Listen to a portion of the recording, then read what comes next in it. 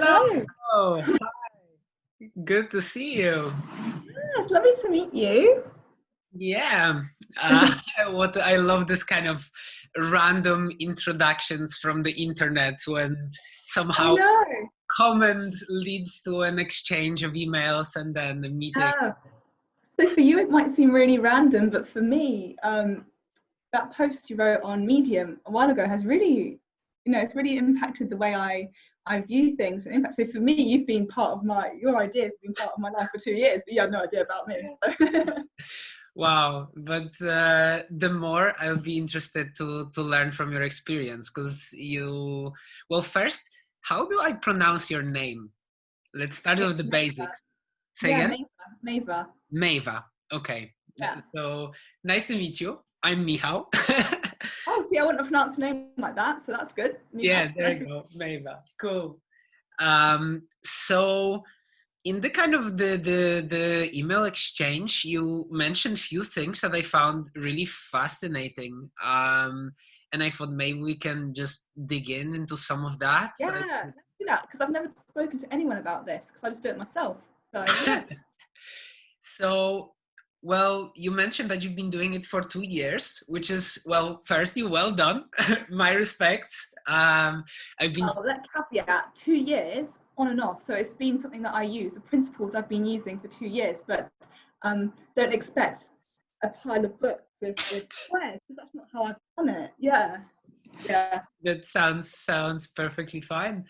But I guess I would be curious to hear kind of your story and how the minimalist journaling system works for you, and also what is your take on it and how you made your own customizations, because this is, I guess, for me the most fascinating part of like just taking the super basic idea and tweaking it for whatever purposes you have. So yeah, whatever you would like to share, Yeah. I'd love to hear.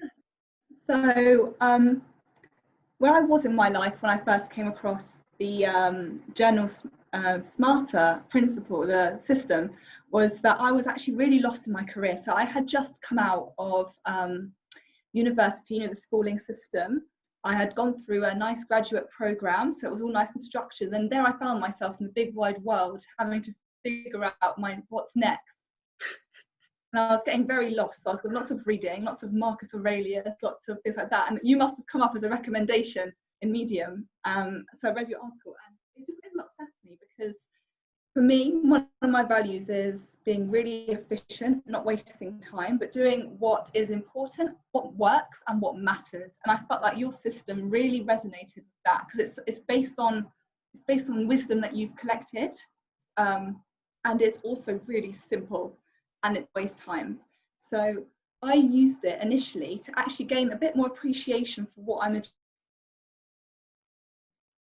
in the workplace that tell you, oh, you've got an A grade or you're leveling up. So for me, it was a really great place to be able to see where I was going and also to appreciate the day-to-day, like the beauties of day-to-day. Like, for example, I don't know, I cooked something brand new today and you can look back on that and be like, I can make that 10 times better now. And it's just a great way to reflect upon the days that have gone. And I love also the habits tracking capabilities of it. But one thing that I did find, for me, that wasn't the most effective way because I open my little diary in the morning and in the evening, but the habits are supposed to happen throughout the day, and clearly my brain doesn't quite work that way to remember it.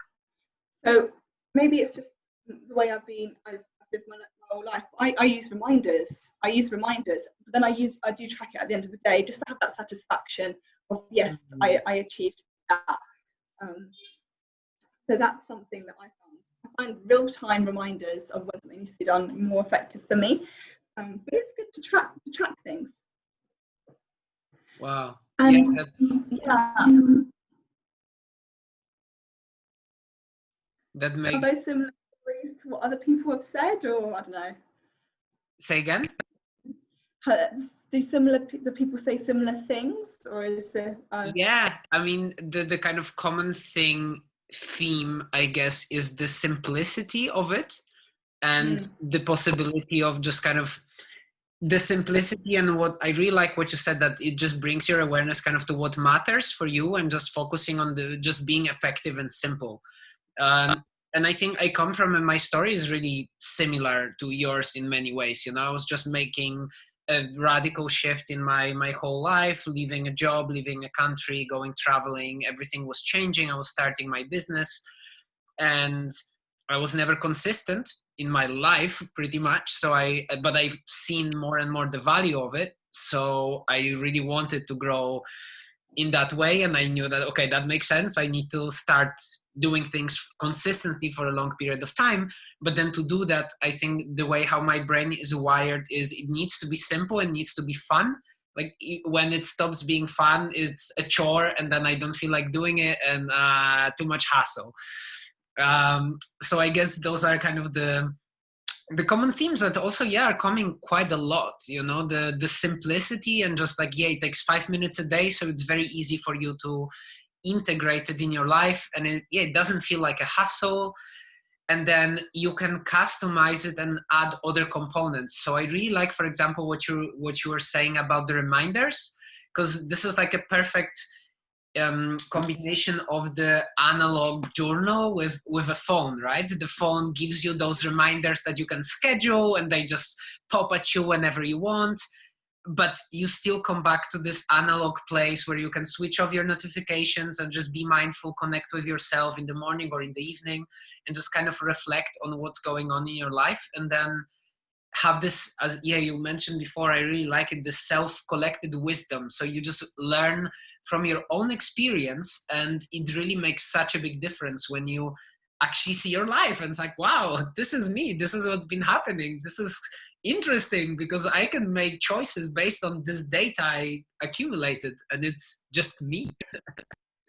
Yeah, I totally agree with the analog and the digital. I don't see them as competing against each other. I see them as very much two things that really help, because you don't have that mind-body connection when you're on your phone. I don't find that works so well, but when you got it on paper, it does. But then you've got the lastingness of digital, and the shareability, and the fact that it's with you always. So yeah, I totally agree with that one as well. And the simplicity is what really sparks many ideas. So in my email, I also mentioned that I've used it almost as a futurist, like something to plan out the future, not just looking back. And also, I work with teams. I've got a really cool title called Scrum Master. Nice. And it's about coaching teams and helping them reach their goals better. And I work in technology, so we always have to work really fast and always learning, because everything's new pretty much. And how we could use that for building team habits, and it's that fun aspect that I think would just suit it so well. Would you like to share some of your findings, either about the future journaling or the teams? Yeah, so the futurespective journaling that I've been doing is actually, I've only started it for the month of June. I think May I did it as well. And I basically draw out the squares, which I find super therapeutic to do at the beginning of the month or just at the end. It's so relaxing. I will map out, starting from the end, what I would like to look back in July and say, in June I did this. So I think about that, and then if I can think of specific tasks, I'll write them in my squares. I use this pen. I'm not sponsored, but it's Pilot, and you can rub it out. It's a pen that you can rub it out.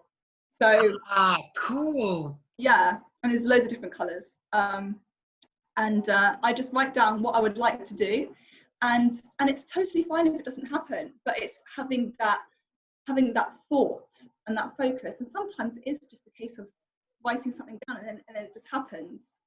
So I would have loved. I remember when I read the article, I would have loved to have met you. I never wrote down in my journal, I will meet you. But it happens because it was kind of my goal to sort of like explore the journaling and get better at doing that. So it's sort of strange how things happen, but by just doing that and thinking forward and thinking big as well, think big. Not only do you almost steer your life that way, sort of subconsciously, but also I find, I've lost my trail of thought now. Oh no, but it just means that you don't go month by month thinking, regrettably, oh, this year has gone so fast and I haven't achieved what I wanted to. Because that's one thing that I like to combat, is when you look back at 2019 or 2020 and just think, that where has that year gone, and how have I changed or evolved? And oftentimes you've changed and evolved a lot, but sometimes you need to evidence that to yourself. And by doing this, you just you give yourself that sort of security that you're on track, you're thinking about it. And I do like that, and it's very calming and relaxing, actually. That makes perfect sense. One question. So when you do this future logging and kind of, thinking, okay, I would like my month to look like this, how do your square do actually look like? Like, what do you write down? You write like habits for every single day, or you write just kind of some kind of keywords, or how do you use them for that? Yeah, so I'll have sort of an end goal, a main goal for the end of the month, and I'll think about what process goals I'll need to hit. So maybe I'll break it down by week, maybe. So in order to, what is an example? Let's say get a promotion. What do I need to do? I need to have that conversation. I need to have a little skills analysis, my gaps. So they could be little tasks, little process goals, or it could be, well, because last month I was on holiday, I just put those palm trees because I was like, I'm on holiday, so that's fine. So it could be drawings, it could be words. And I try my best, actually, something I've learned for myself, not to fill it all out, because for me that gets me really anxious. Because if I plan something out too much, I start to feel I've lost my freedom a little bit. So I do it enough. I do just enough. I love that. That makes perfect sense. Yeah, just enough. So I haven't actually done the habits thing, and which is a stupid thing to think of, not to think about, but yeah, maybe habits that would make you into the person that you need to be to reach the end goal. Next, I think. Let's try that.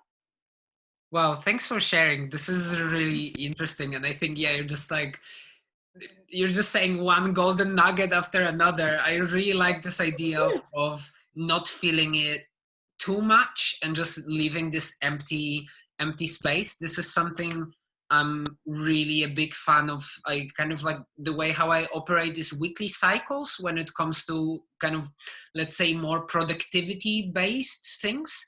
And then I've learned kind of the hard way that I just want to keep as much space open as possible and just focus on, fixing in my calendar in advance as little as possible, so I can have this empty space, so I can feel, I actually have the freedom. And if today I feel like something different, I can make adjustments as I go, and not just to overcommit to designing the perfect life that then turns out you just cannot do that, and you get stressed and overwhelmed and what to do. Yeah, I really relate to that. And actually, I find that oftentimes the tools that we employ in our life, perhaps it's certain personalities, maybe I'm one of them, but often the tool can end up being a burden. And you've just got to always remember that the tool is there to improve your life and to help you.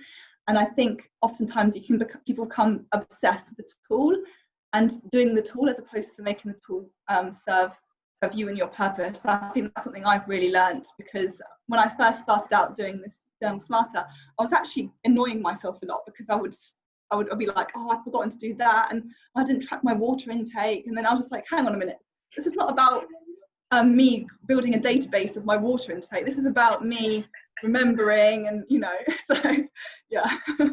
I totally feel you. I really like what you said, that it's not about you building a database of your water intake. It's totally not about that. Yeah.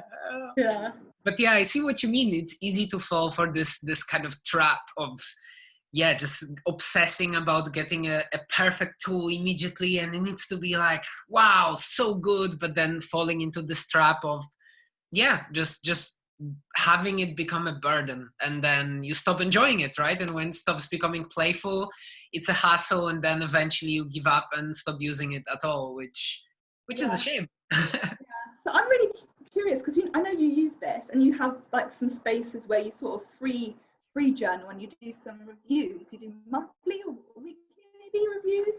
I'm really interested to hear how you do that, because I've actually got my own little method that I do, and I really enjoy it. Actually, I just want to see what you do. Cool. So my weekly review is like super simple. I guess I went through this I guess standard process in some way that, you know, I came across this idea of weekly review, and I started doing weekly review, and it was becoming gradually more and more and more complicated because, you know, it's just can be such an amazing practice, and I was seeing the potential of it. And then at some point, I think I ended up with like 24-step flow chart that I was supposed to follow, and it was just ridiculous. And then one day I thought, no, this is yeah, like the tool became a burden. I'm not enjoying it at all. So I went the complete opposite, and I thought, okay, what is the minimum that I can do? So my weekly review right now, the way how it looks like, it's literally a page. I mean, it kind of changed the design as well, but the kind of most simple design I can show you, but it's going to be a bit hard because now it's full. But basically, it's like this. I always flip it this way, and there's just 7 lines: 1, 2, 3, 4, 5, 6. So this is just my days, Monday to all of that. And here I just keep kind of the tasks or meetings, or it's like kind of my calendar versus to-do list, but it's already time boxed. And everything else is empty space at the beginning of the week. So this doesn't exist. This is kind of covered during the week. And somewhere there, I write down my, I can send you like a screenshot or something later. I think it's going to be more clear. But somewhere there, I just write the main ideas for the week. So this can be either goals or meetings that I want to have, or just things I want to keep in my awareness. Okay, so for example, this week I changed it completely, and you can still see it. It's like, so it's smaller and it's small. So it's like a square like this, but it's similar idea. And instead of writing, you know, 7 lines like this, I just have Monday, Tuesday, Wednesday like this. So it's a horizontal lines. And this is just basically what I'm working on. So it's kind of 3 focus points that actually work towards one kind of main bigger thing. And then at the end, there is, like some tracking things that I'm doing right now that's directly relevant for, for what I'm working on right now. Cool. And the rest is empty space. And this is kind of what I found the most useful for me, because every week is so different that when I was trying to come up with some kind of structure for every week, it wasn't making sense. You know, I tried like my 3 daily victories, or my key insight from today, or a key question, and all this kind of different frameworks. And I really enjoyed them, but I could never stick with any because some weeks it just didn't feel relevant, or it's not what I feel. So I ended up with having an empty space, and this empty space, I use it completely intuitively. So sometimes I brainstorm parts of the things instead of like a normal page. I just do it there. Sometimes I write down key insights from the week or from pages that I'm journaling, and I put it there. Sometimes it's just kind of notes and ideas and like references for the future. But basically what happens is this whole page encapsulates my week. And when I do my weekly review, I look back just at this one page, and maybe sometimes, you know, it links me, or look at page 76 or see this thing or whatever.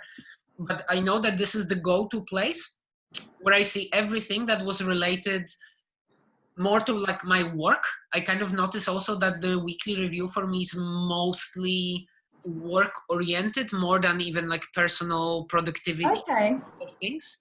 But it's also shifting depending on the week.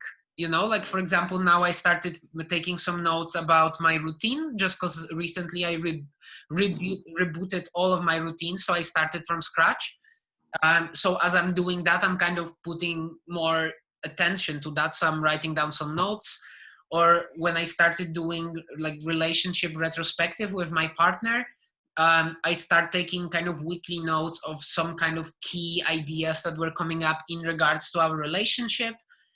And right now I'm also kind of working on community, let's say, interaction, and kind of doing some scouting in the place where I live right now. So this is also kind of a big area of interest. So it has its own kind of mention there, and then I'm just listing key ideas.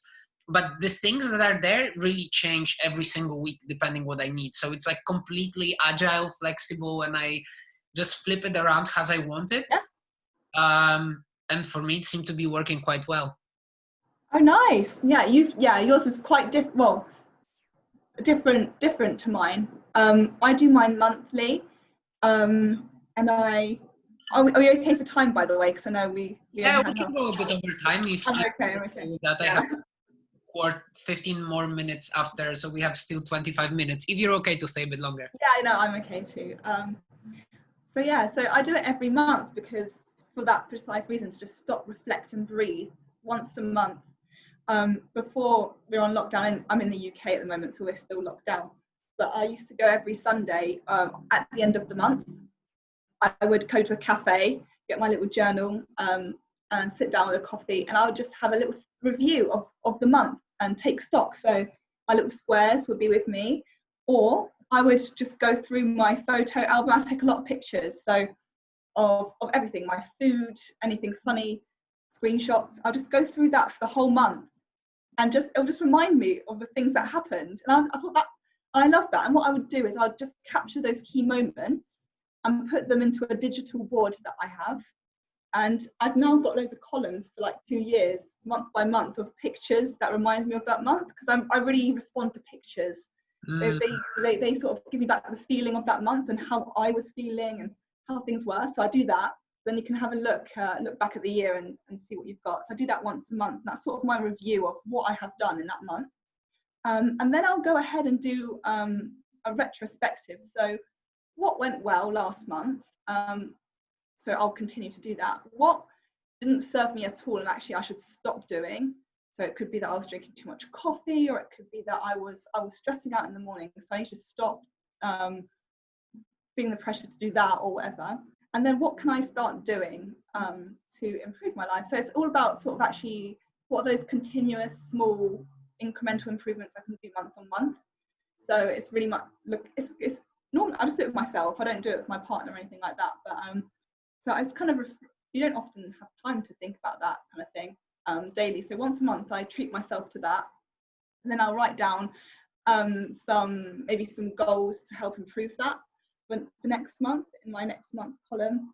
And then I also have these macro goals which I set for the whole year. So I have some savings goals. I would love to own a home one day. So I've got a savings goal. That's like my macro goal. That's like beyond a year or at least a year. I've got my own little business goals. I've got my own professional development goals. And I just once a month look back on those goals and say, this month, did I get myself closer to that? If so, pat on the back, brilliant, continue. If not, what's blocking me? What's meaning that I don't? Is it time? Is it something that I can understand and just accept and try and do better next time? Or is it actually that goal had a really poor reason why? It didn't have any purpose. It was just there because I thought it sounded good or something like that. And you start to challenge things like that. And I think that's where you get that consistency over long term, to see if you're able to stick to those goals long term and not just get shiny object syndrome where you're like going through different goals and never really achieving it. And that's my challenge, because I tend to be like, yeah, oh, cryptocurrency, let's be an expert in cryptocurrency. Oh, fashion, Instagram, let's do that. You know, it's getting that focus. Yeah. I can totally relate to that. I know exactly what you're talking about. And I really like the cycles you're bringing in. So you have the monthly is kind of the big one for you, right? And then there's the macro goals that are kind of bigger. So I imagine that you have some kind of yearly review or some kind of like long-term practice, or? Yeah, no, I must say, I haven't actually, but I think I was inspired by someone on YouTube who just did a yearly roundup, and I was like, if I was to do that yearly roundup like last year, I'll be like, I have no idea what to put in there because I can't remember. So that was my sort of motivation. I probably won't create a video like that, but I think the idea is to sit down at Christmas Day or on New Year's and just remember what you've done. So it might not be super formal, but yeah. I love that. It's kind of similar to me in many ways. Like I found the weekly is the kind of like the minimum operational unit, because it's like very short and like very, like very short sprint. And then I have my monthly review. So it's like monthly, but I like to align it with the moon Amazing. instead. Yeah. Which is kind of basically what you're doing, like what was going well, what wasn't, what's kind of the next plan. And I write those things down, and I try to always summarize it and just put it on a little card. I'm using cards right now, which I really Nice. love, and just keep it in my journal. And then I have quarterly reviews that are more connected to my work, just because we operate in quarters with kind of goal setting and everything. Yeah. But because of that, it also brings my awareness to myself. Also because my work is so connected with my personal, I mean, I have a business about personal development, so it's really all very closely connected. Yeah. And last year I actually this year I did my first like proper yearly review. So I also kind of thought like, it's an interesting practice, and I never done it kind of properly, I just always sort of did it, but not really. So this year I spent some time researching different practices, and I tried the first draft of how this practice could work for me. And of course, it was a bit clunky, and it felt like, I'm still was figuring out how to do it. It was like 3 days, so like a very long session. I was breaking it down just to try different things, experiment, also enjoy this kind of long-term, just thinking slowly about my life. But because the cycles are so long, the next one I'm going to do is next January or December. So Yeah, the feedback loop is pretty long. exactly. But so out of curiosity, I think you've answered my question just then. So you do it in December? Yeah, December, January. This year I did it in January. Also because I kind of struggle with the idea that the year ends on the 31st of December. It almost never feels to me like this is the end of the year. And it usually happens anything like plus minus 2-3 weeks for me. Like, I don't know, like there's this one specific day that I feel like, that was the end of the year. So I don't know, it's kind of funny, but so usually I would like to be more aligned with this feeling rather than the calendar date. So I don't really Yeah. have a specific like time. So yeah, Yeah, this I love. like 5th Yeah, January or something like this, I think. I actually love breaking the rules. So I'm like, why not do it in September or October? Yeah. So Yeah. I would be so inclined to do it in September. It kind of aligns with the school, English school Yeah. time. But I'd be, because the thing is, I do tend to get quite distracted and influenced by other people. And around January, December time, you get very influenced by other people's goals. Mm. So yes, I should be losing weight, or yes, I should be running. But in September, I don't know, I feel like you haven't got that noise or that pressure. Mm. But it's an idea. It's something that it's an idea. Yeah. I like it a lot. Yeah, you don't need to follow the kind of predefined way of thinking. If it doesn't really make sense for you, it's probably better to just cut the noise and focus on really what makes sense for you and what matters. Yeah, and I guess the one thing I would like to say as well, because you mentioned it, time boxing.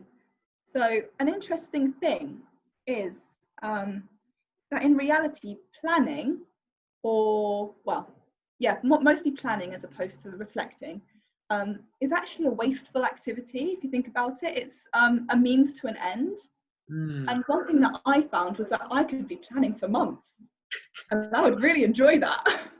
But something to recognize is that actually planning, you can be, if you're a perfectionist, you have a tendency to procrastinate, it can become a bad habit, actually.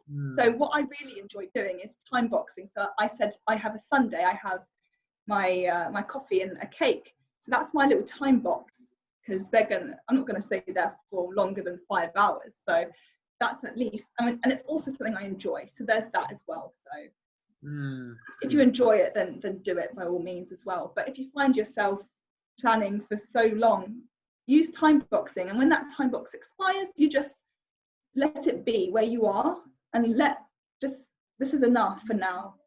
And then just let it go, and be okay with the fact that you haven't finished whatever finished means, or you haven't completed it, and just be happy with that time box. And that will save you a lot of time, actually. That's something I've learned. With teams, it works really great because people can go on for ages and ages, but also personally, it can help. Yeah, thanks for sharing that insight. I think I can also resonate with that. I have also kind of a perfectionistic tendencies, so I know this very, it's a trap that's very easy to fall, and it's such an appealing one because it feels like you're productive by just doing this perfect plan, but then it's just planning. It's useful, but then there's diminishing returns. The more you do it, the less Yes. useful it actually is, and at some point you just need to take action and accept the fact that it's gonna be a bit messy and it's fine, but it's better to actually start doing things and then give yourself a little bit of, yeah, just not push so hard. And yeah, if things don't happen and sometimes you're a bit too late with things, it's also fine, and you can just enjoy the process. Something you mentioned now that maybe would be an interesting segue into this topic of habit building, or how do you use the minimalist journaling system for teams? Would you like to share a bit of that? This is It's something that actually, was yeah, it's actually an idea. I haven't actually put it into practice yet. I okay. just changed teams a couple of weeks ago. So I haven't scared them with that yet, because I'm just forming the team with them. So we're just getting to know each other first. But the way I imagine, and also we're working from home, so actually I see it. I kind of need it to be in person, like our sort of area, a wall.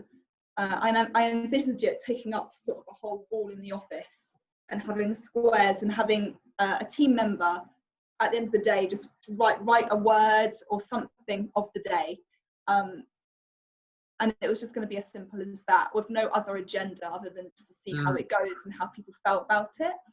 Because as a team, we do every 2 weeks, we do that reflection of what went well, how we can improve. And oftentimes it's based on cold statistics and output, but sometimes we need to have a bit more feeling of how the team felt, any tensions that could be detected. And that's something really hard to recall in a particular moment when you're talking with your group, but when you can see it on a wall, it gives some more insights. So mm. that was my idea, but I haven't actually tried it yet.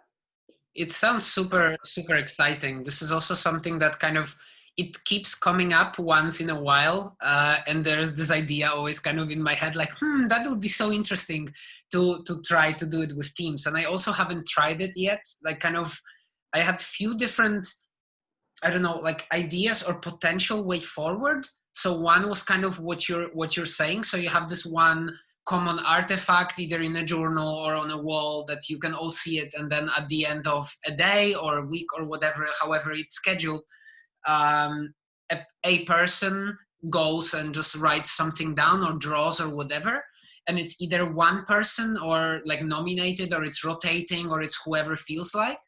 So that was kind of the one idea that you mentioned. I was also thinking it could potentially be interesting, maybe especially for smaller teams, because I guess when it's more than maybe 4 or 5, I'm not sure what the number is, but it intuitively feels like it's quite a small number, for like all the participants to track something, for example, like how they feel about the project, and then you can see where everyone is at throughout the process, which I think, especially if that would be combined, for example, either with colors or somehow digitally, when, like, for example, the square could change its color based on the colors that everyone picked or something like this. It could be very interesting to get like this very, very simple check-in with everyone, where everyone is emotionally.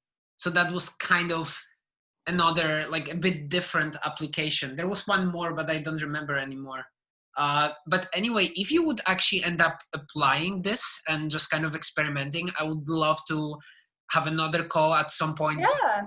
eventually, when you have the first kind of retro and some insights about that. I would love to explore that further. I think there's a lot of potential to see how, yeah, how teams could use this tool and build habits together. Might be a very Yeah. good process. Yeah, I will definitely keep you in the loop, because I'm really keen to try it out.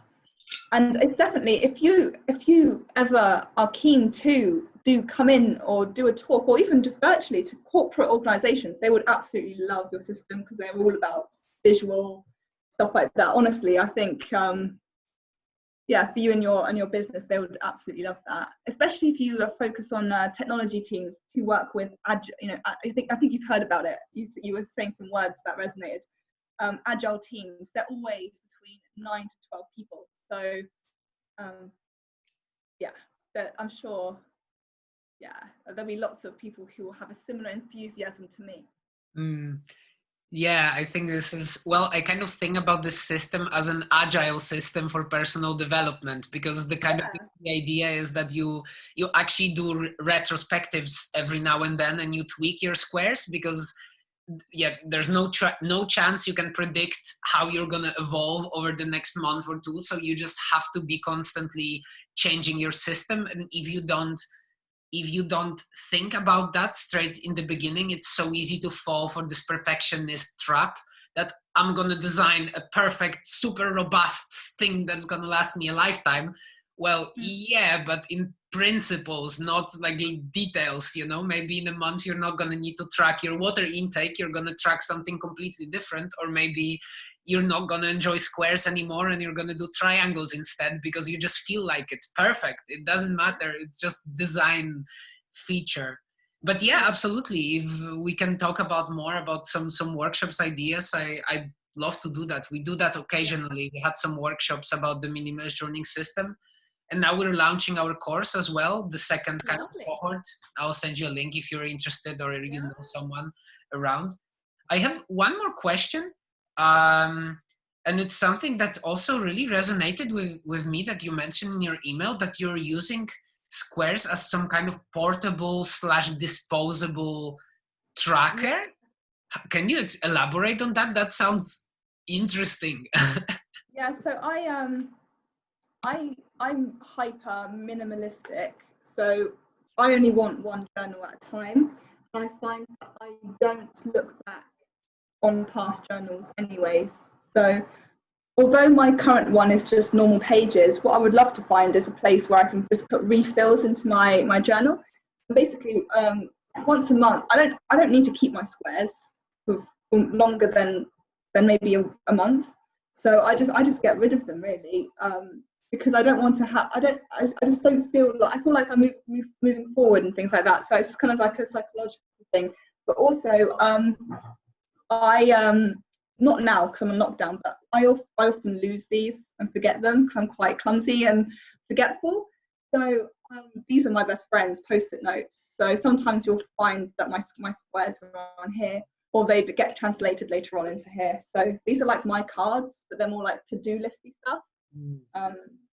And yeah, so I always have I have that, and then I've got my reminders on my phone. So it's sort of like a little system that sort of work all together. So that's, yeah. I see. I really like that idea of not being too attached to it and just like being okay with letting go. I guess if you say you're a bit clumsy and you tend to lose stuff, it's like you have to develop this, otherwise you'd be in trouble. Yeah, that's it. Yeah. But I see what you mean. I don't do that personally. I keep my journals and then I scan them, and then usually I leave them kind of in one place because I tend to travel quite often, so I don't have like, you know, carrying a big collection of journals, just it's a no-go. But I have my digital collection. But I guess also part of it is that, well, I use it for my business and I write about this, so I find it useful to come back to some practices I used to do 2 years ago or whatever. But I also heard about some people who actually burn their journals while they're finished. Oh, really? It's just a very like a ritual, kind of cleansing. Like, yeah, I've done it, you know, it's a part of my life, but this is now my past, so I can just let go of it and be grateful for what happened and just move on to the next chapter. And I think there's something beautiful about just letting go of this thing that you've been keeping, because it's a physical memory, but it's not like it's a part of you, but not really. Like what counts, it's the experience, right, that you've been having, and your memory of it, not necessarily the actual piece of paper that contains ink and some of your ideas written down. Yeah, for me it's not super deep, but that's just the way that I've done it really, because I move house quite a lot, move flats quite a lot, so like I just don't want to be having a whole bunch of journals, and I can't throw those away if they've been there for a long time, because then I have attachment. So yeah. Nice. Thank you so much for this conversation. I really enjoyed it. Thank you. Thank you. Thank you for sharing your Instagram as well, Beta Habits. I really like the name. It's very cool. Yeah, I'm still working on. I wanted to be far more experimental and invite people more to experiment. So I'm still working on it and the content. But yeah, it's good fun. Yeah, I can see that you're enjoying it, and yeah, thank you so much for taking the time. I feel like I've learned quite a lot. Put some notes in my journal, as always. Yeah, and let me know if you have any findings about the teams, working with teams with the squares and how that works. I'd be so curious to hear. And yeah, if you have ever any other questions, just let me know. Would be great to chat at some point in the future. Amazing. The pleasure was mine, honestly. Thank you. Okay, so have a wonderful day. Talk to you sometime later. Yeah, bye. Bye.